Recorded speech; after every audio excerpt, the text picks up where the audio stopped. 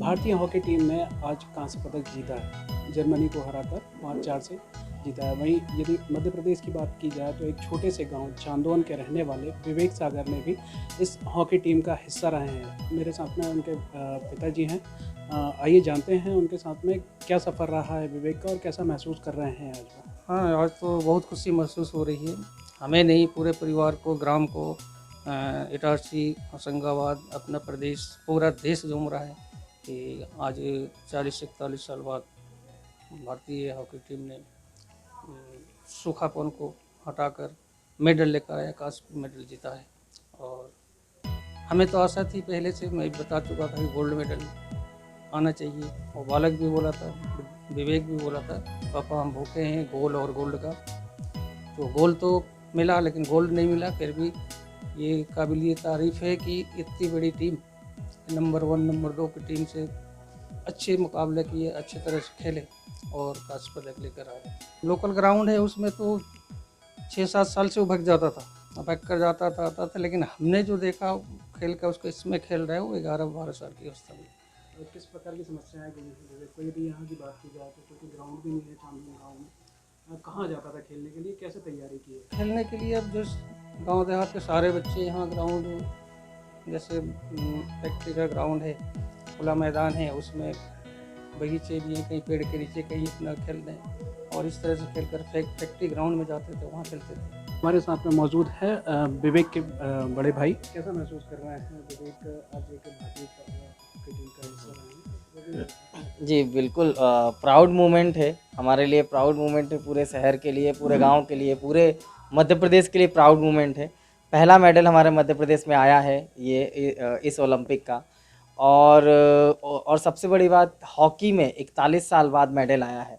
कोई भी medal hockey में 41 साल बाद आया है, और मुझे प्राउड इसलिए भी ज़्यादा लग रहा है क्योंकि वो हमारे घर से एक प्लेयर वहाँ पहुँचा जिसने उस मेडल को लाने में महत्वपूर्ण भूमिका निभाई। विवेक पहले से ही हॉकी टीम में था कि पहले से भी उसकी रुचि क्रिकेट जैसे कोई अन्य गेमों में भी रही है? जी, स्टार्टिंग की अगर बात करें तो शुरुआत में उसने जब 4-5 साल का था तब उसने हॉकी खेलना चालू किया था। खेलना एक्चुअली जैसे नॉर्मल लड़के यहाँ क्रिकेट खेलते हैं और भी बहुत सारे गेम्स खेलते हैं, ऐसे ही उसने गेम्स खेलते। वो शुरुआत में सारे गेम्स खेलता था, पर फिर गजेंद्र भैया थे जिन्होंने उसको हॉकी में लेके गए और वही उसको बचपन में ट्रेन किया करते थे।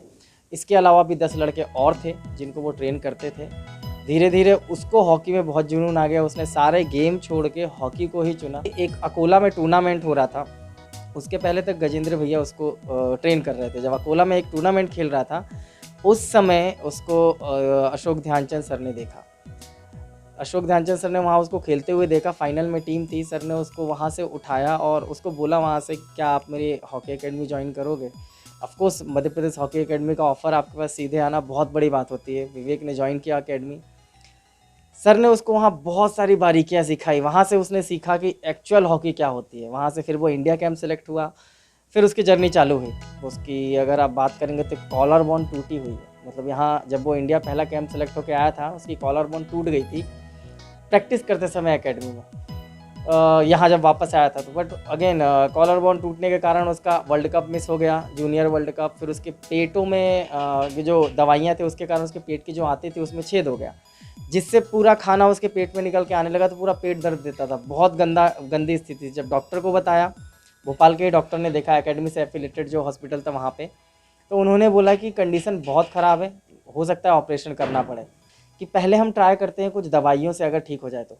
18 से 19 दिन तक विवेक बिना खाना खाए रहा था। उसको सिर्फ ग्लूकोज और दवाइयों पे ज़िंदा रखा गया था। वो सिर्फ मतलब बेड पे लेटा हुआ था। मैं, पापा, हम दोनों वहाँ थे पूरे 20-25 दिन तक। सर आते थे, अशोक ध्यानचंद सर आते थे रोज़ सुबह शाम उसको मिलने, मिलते थे। उसके सारे एकेडमी के फ्रेंड आते थे।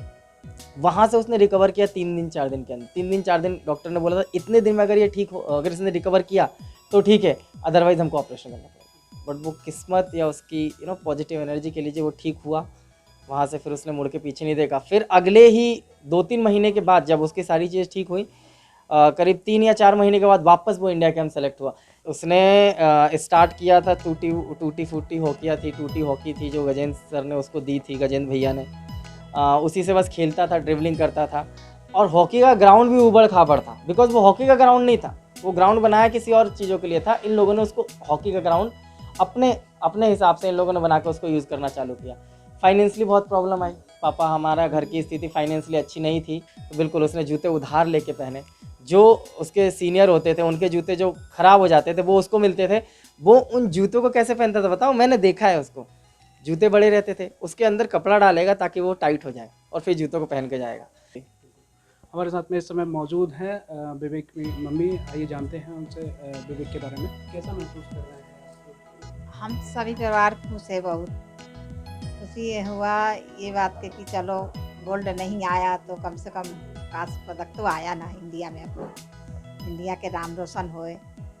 और पूरा हमारे अगल बगल जितने मोहल्ले के सब कोई थे तो सभी मतलब डांस करने लगे, बाजा बजाने। जैसे ही मैच ख़त्म हुआ वैसे ही खूब ढोल बाजा बजने लगा, मिठाइयाँ बंटने लगा। ये थे विवेक के परिवार के लोग जिन्होंने पूरी दास्तां बताई है कि विवेक किस तरह से यहाँ से निकला हुआ है और कैसे एक हॉकी टीम का, भारतीय हॉकी टीम का हिस्सा रहा है।